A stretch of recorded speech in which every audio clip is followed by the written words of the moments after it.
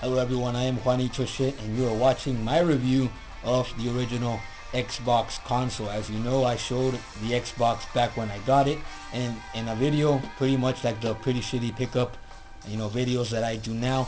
Back before it was actually called pretty shitty pickups, and that was just to let you guys know that I'd be doing a review on it and using it in the future for game reviews. And although I haven't started my game reviews yet due to time restraint and lack of tools so far, I'm doing just simple reviews of accessories, packaging, consoles, stuff of that like. But for now, this is the review of the original Xbox video game console. This is probably one of the biggest consoles ever produced, because I mean, look at the size of this thing. You compare it to the size of my head, or something along those lines. It's very heavy, very sturdy. It has a nice build. You hit it with a hammer, I don't think this thing would break in the first shot like most consoles today do. I mean, you got a hammer and you went away at the PS3, especially at the slim model.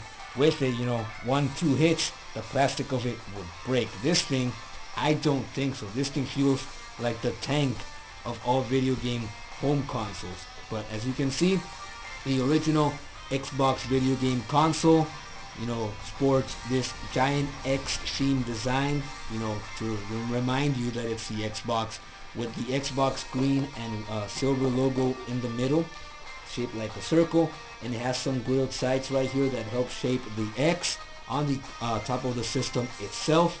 And if you shift it to the front, you can see it right here.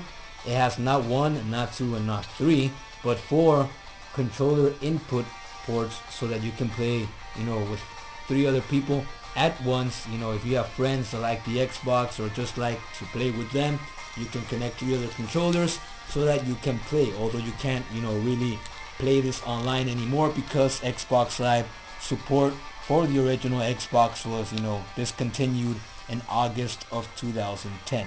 But you have some friends, why not play some original Halo? All of you guys killing each other with just 4 controllers. Any console that has so many ports, inputs for the controller, so you can play some multiplayer gaming. It's a good console. Doesn't matter it's from the 70s or modern like this Xbox. But 4 controller ports, awesome. And as you can see, in between the 4 controller inputs, you have the power button right here on the bottom.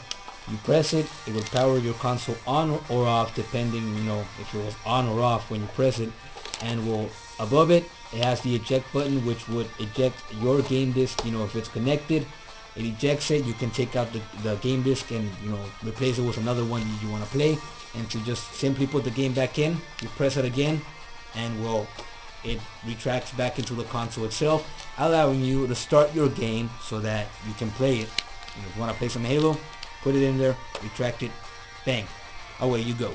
And when you turn it to the sides, you look at the sides, it has that same grilled design to it that makes it look pretty cool. And you can see an interior metallic part in the interior of the console, of course. And then you turn it to the back, and you have the Ethernet cable entry. That's where you will connect the Ethernet cable so that you could have access to the internet towards the console, so that you could play your Xbox Live games online. And since it has no support, even connecting the Ethernet cable right there wouldn't really do anything anymore, since it's not supported.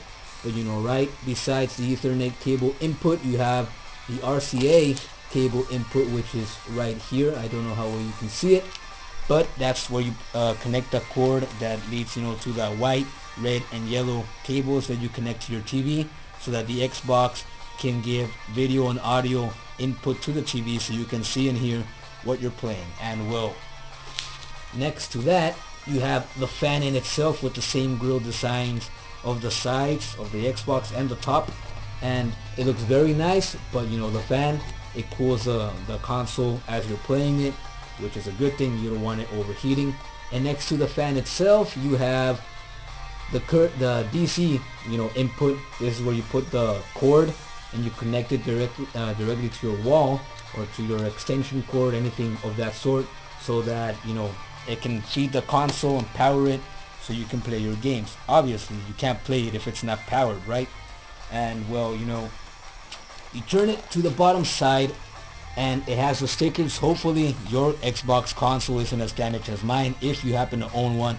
But the previous owner of this console went at this thing with a knife or something of the sort. If you saw my previous video of the Xbox, I talk about that a bit. And well, it has the stickers right here. Imagine they weren't damaged. And this sticker basically tells you, oh, you're playing an original Xbox console. This is the original thing. And it's real. Obviously, it can't be fake if you're holding it in your hands. But there's some warnings right there on this sticker on this side. And if you look at the bottom, there's a barcode sticker right there, although I'm not sure if that has any use anymore.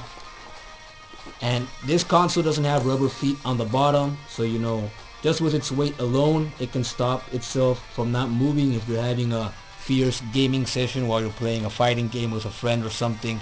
You can't easily pull this console down because it's so heavy, and the weight does a good job of keeping itself still. And well, that's pretty much the original Xbox video game console. And thank you for watching. If you don't have an original console, an original Xbox, go out and get one if you're a collector like myself, because it's definitely a great console. Unless you own an Xbox 360. I don't, and well, it's a great collector's item, a great console that you should have if you care about collecting like I do. Anyway, I am Juanito Shet, your channel host, and thank you for watching the Xbox review. And well, watch the console as it stares into your soul with its green eye. Yeah,